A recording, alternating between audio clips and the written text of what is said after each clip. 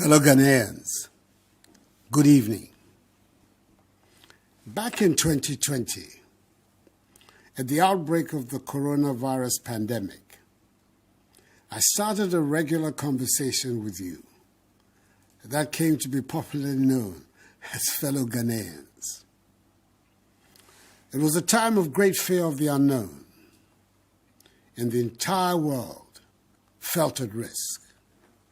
I came into your homes regularly to tell you what the experts were discovering about the virus and what we should do.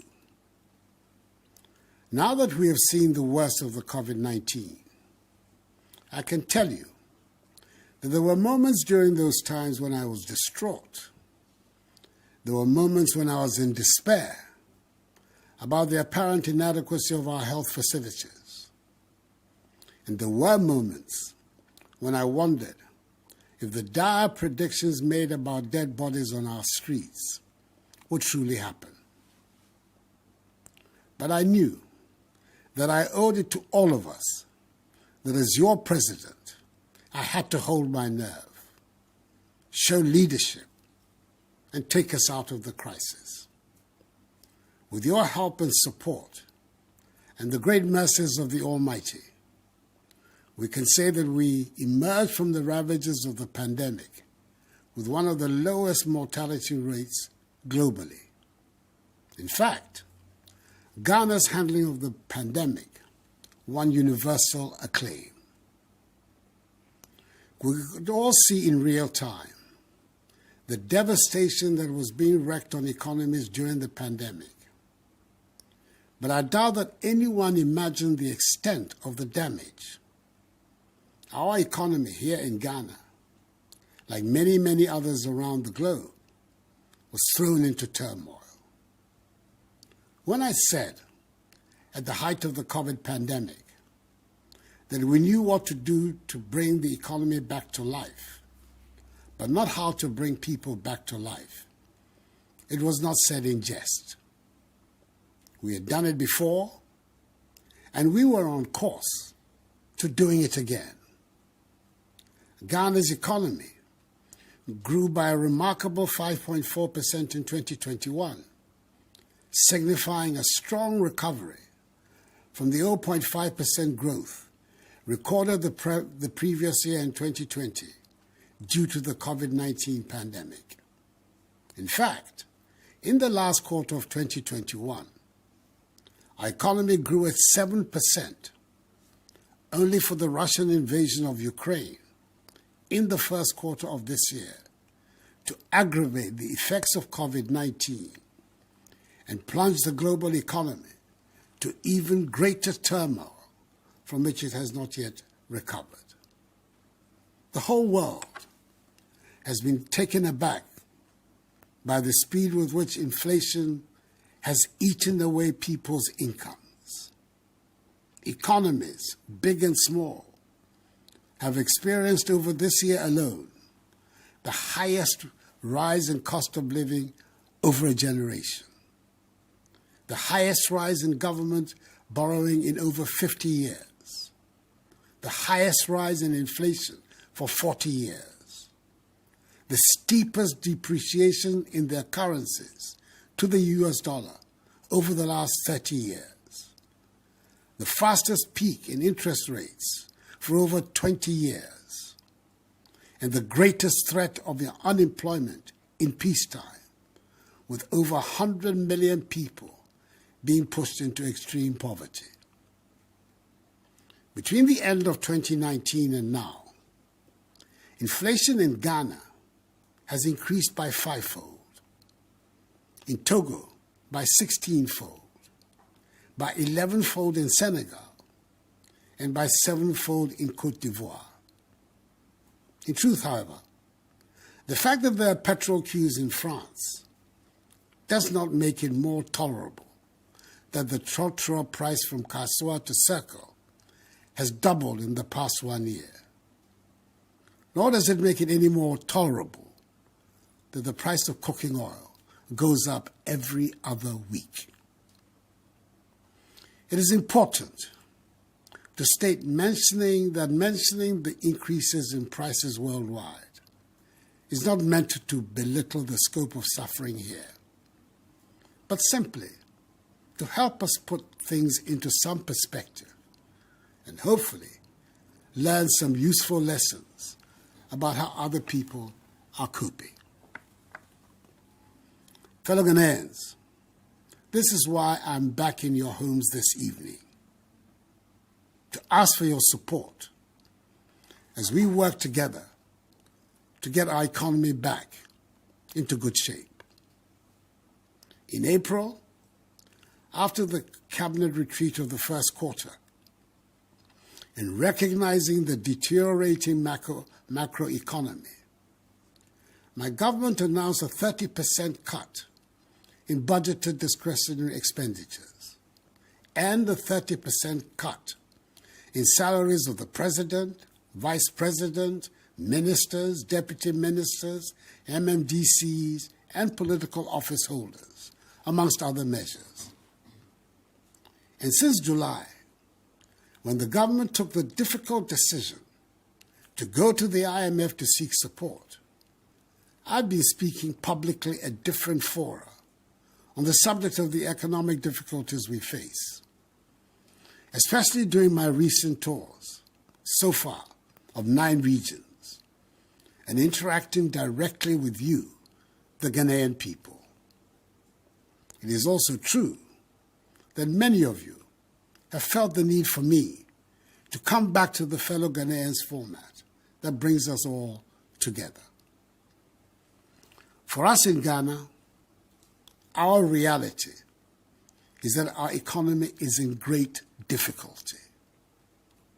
The budget drawn for the 2022 fiscal year, that is this year, has been thrown out of gear, disrupting our balance of payments and debt sustainability, and further exposing the structural weaknesses of our economy.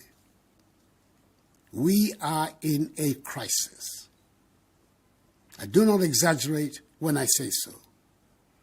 I cannot find an example in history when so many malevolent forces have come together at the same time. But, as we have shown in other circumstances, we should turn this crisis into an opportunity to resolve not just the short-term urgent problems, but the long-term structural problems that continue to bedevil our economy. I urge us all to see the decision to go to the International Monetary Fund in this light. We have gone to the fund to repair in the short term our public finances and restore our balance of payments, whilst we continue to work on the medium to long-term structural changes that are at the heart of our goal of constructing a resilient, robust Ghanaian economy and building a Ghana beyond aid. I'm able to report to you, my fellow Ghanaians, that the negotiations to secure a strong IMF program, which will support the implementation of our post-COVID-19 program for economic growth, and additional funding to support the 2023 budget and development program, are at advanced stages and are going well. We're determined to secure these arrangements quickly to bring back confidence and relief to Ghanaians. We're working towards reaching a deal with the IMF by the end of the year. This will give further credence to the measures government is taking to stabilize and grow the economy, as well as shore up our currency. I know that the increasing cost of living is the number one concern for all of us. It is driven by fast escalating fuel prices at the pumps, which is caused by high crude oil prices on the world market and our depreciated currency. I know that this is putting intolerable pressure on families and businesses. I know that people are being driven to make choices they should not have to make. And I know that it has led to the devaluation of capital of traders and painfully accumulated savings. Furthermore, government is working to secure reliable and regular sources of affordable petroleum products for the Ghanaian market. It is expected that this arrangement, when successful, coupled with a stable currency, will halt the escalation of fuel prices and bring relief to us all. I hear from the market queens also that another factor fueling the high prices is the high margins that some traders are slapping on goods for fear of future higher costs. I say to our traders, we are all in this together. Please, let us be measured in the margins we seek. I have great respect and admiration for the ingenuity and hard work of our traders, especially those that take on the distribution of foodstuffs around the country. And I would hesitate to join in calling them names. I do make a heartfelt appeal that we all keep an eye out for the greater good and not try to make the utmost profits out of the current difficulties. In language that every market woman and indeed every trader in our country understands, let me say that the basic problem we face is that we're not making as much money as we need to spend. And what little money we do make is going to pay for the debts we have contracted to fund the development projects we must have. Not enough of us are paying our taxes. Not enough of us are producing to generate the revenues that we need. Nevertheless, my ambitions for Ghana remain high. All our children should be educated and trained with skills that will enable us be competitive in the world. We need to close rapidly the infrastructure gap. We need to build a world-class healthcare system. And we need to build confidence in ourselves to make ours the happy and prosperous place it deserves to be. I believe we can and we will find the means to achieve these goals, even if the immediate measures we have to take are painful. At the just-ended cabinet retreat at Peduasi Lodge, my government agreed on the framework for the post-COVID-19 program for economic growth and the IMF support for its implementation, as well as the work being done by the Ministry of Finance in preparation for the 2023 budget. At the retreat, we took some firm decisions that should put us on the path that will take our nation out of the current economic difficulties. Let me try and give you an outline of the main decisions without getting into the technical language that baffles many of us. To restore and sustain debt sustainability, we plan to reduce our total public debt to GDP ratio to some 55% in present value terms by 2028, with the servicing of our external debt pegged at not more than 18% of our annual revenue also by 2028. We're committed to improving the revenue collection effort from the current tax revenue to GDP ratio of 13% to between 18 and 20% to be competitive with our peers in the West Africa region. The Ghana Revenue Authority is rolling out an extensive set of measures to support the enhanced revenue mobilization. All of us must do our patriotic duty and support the GRA in this exercise. We're aiming to restore and sustain macroeconomic stability within the next 3 to 6 years, with a focus on ensuring debt sustainability to promote durable and inclusive growth while protecting the poor. We've decided to review the reforms in the energy sector, the capping of statutory funds, implementation of the Exemptions Act, and a new property rate regime. We've also decided to continue with the policy of 30% cut in the salaries of political office holders, including the President, the Vice President, ministers, deputy ministers, MMDCs, and SOE appointees in 2023, just as we will continue with the 30% cut in discretionary expenditures of ministries, departments, and agencies. My fellow Ghanaians, the success of our efforts at diversifying the structure of the Ghanaian economy from an import-based one to a value-added exporting one is what will, in the long term, help strengthen our economy.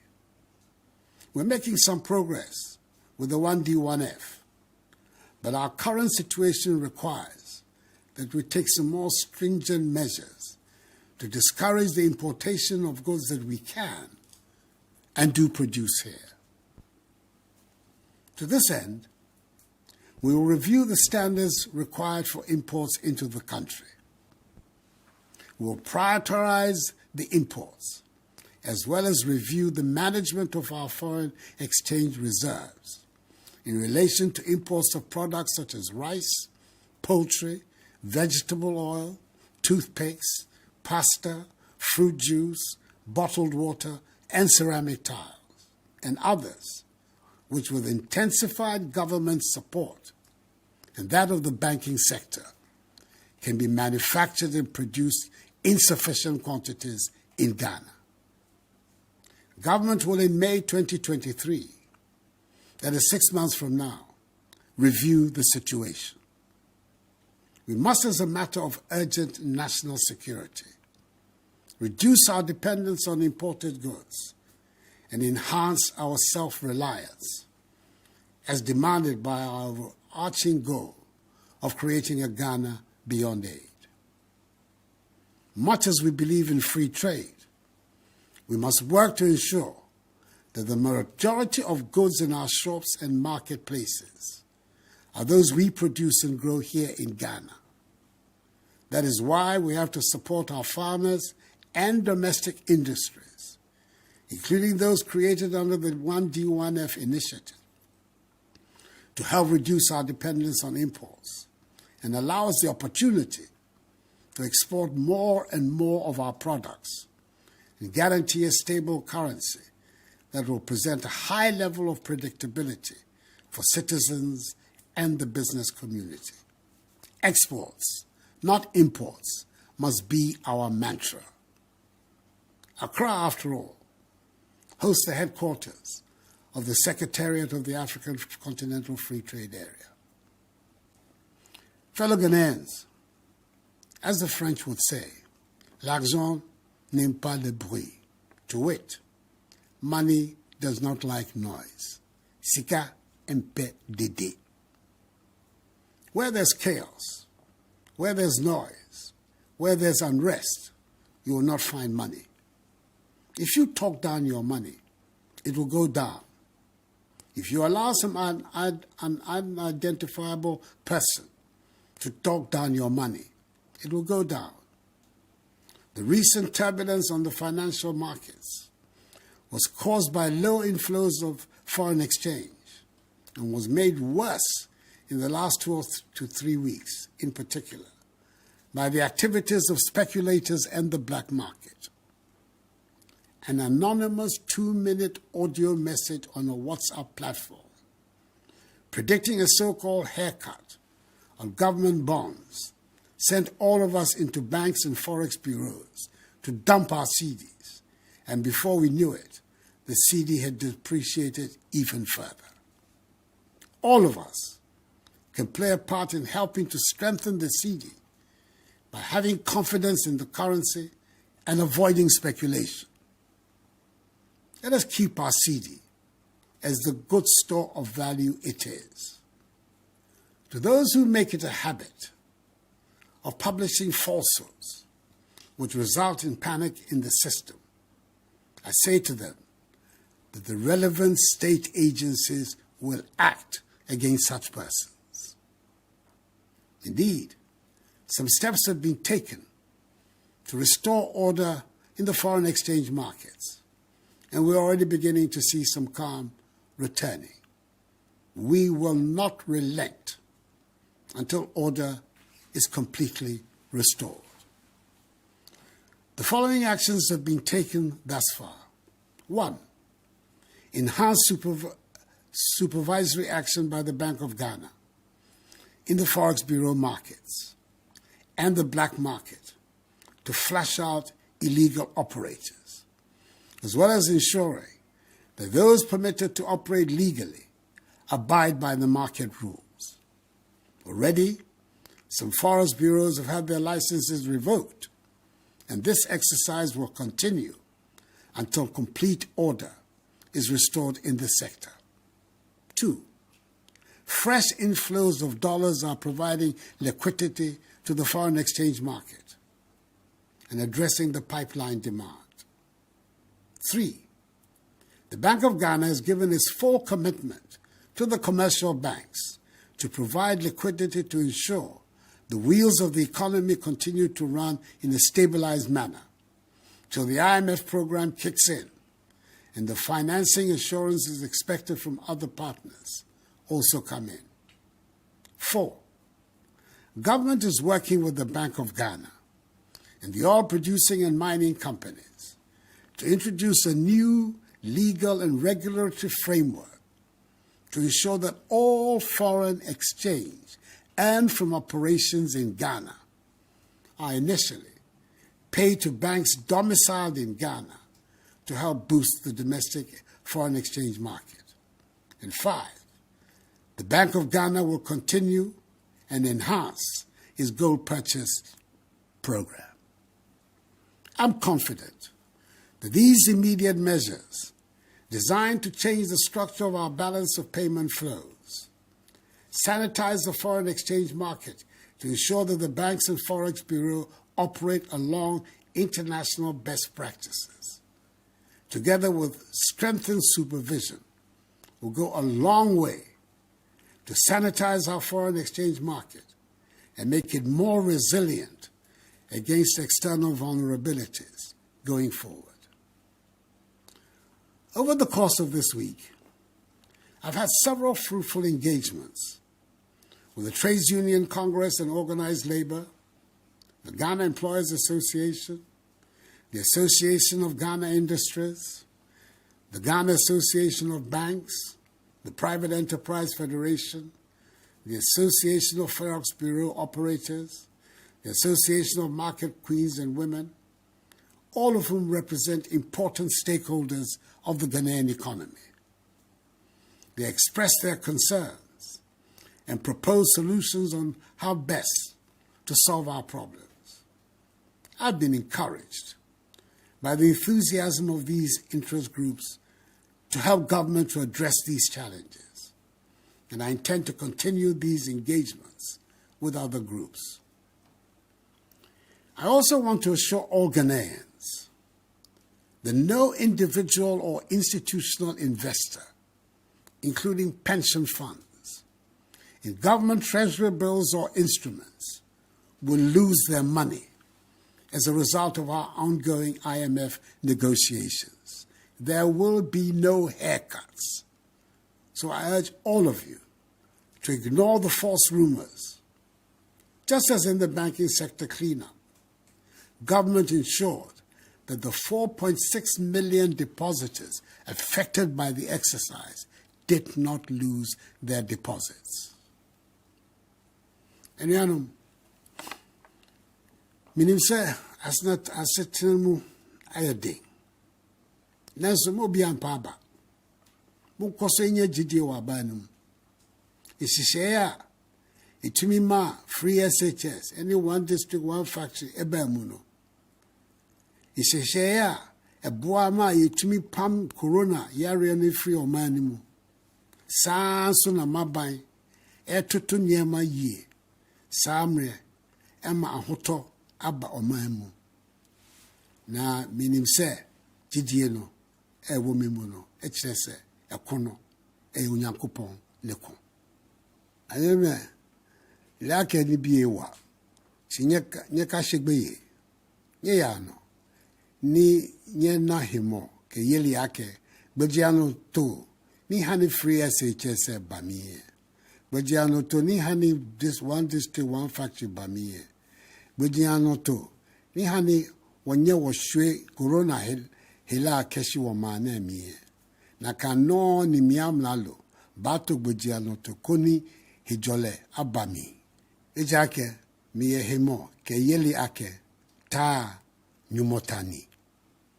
My government has always been cognizant of the importance of implementing policies and social interventions to relieve Ghanaians of hardships. It is for this reason that over the first 5 years in office, the government reduced electricity tariffs cumulatively by 10.9%.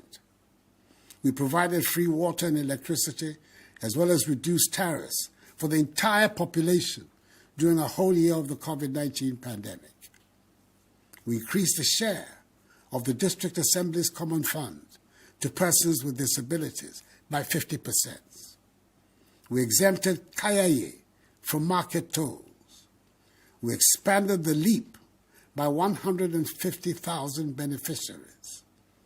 We expanded school feeding from 1.6 million children to 2.1 million children. We restored teacher and nursing training allowances. We absorbed the cost of BC and WACC exam registrations for parents. No guarantor is now required to obtain student loans. The Ghana card is sufficient. And we have implemented free TVET, as well as free senior high school education. It is obvious, fellow Ghanaians, that you have a government that cares.